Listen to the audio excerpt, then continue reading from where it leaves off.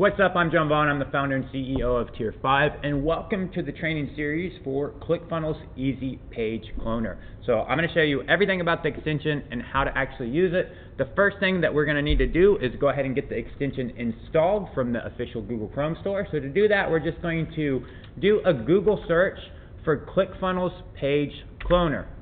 And then once we do that Google search, you can see pretty much the first thing that pops up here is Clickfunnels Easy Page Cloner. We're just going to click on this.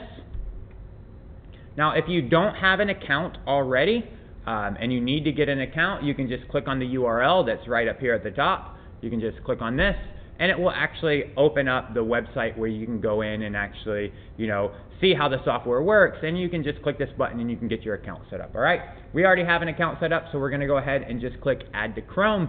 And whenever we click Add to Chrome, we're just going to click this button that says Add Extension.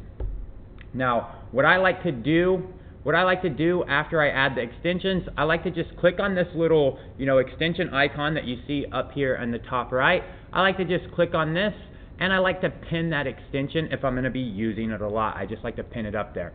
So once we've pinned it up there, now what we're going to do is we're just going to go ahead and log into the extension with the username and password we got whenever we came over here and we got our account set up.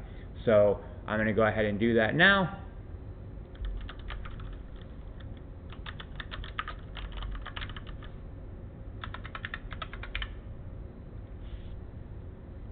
And now I'm logged in.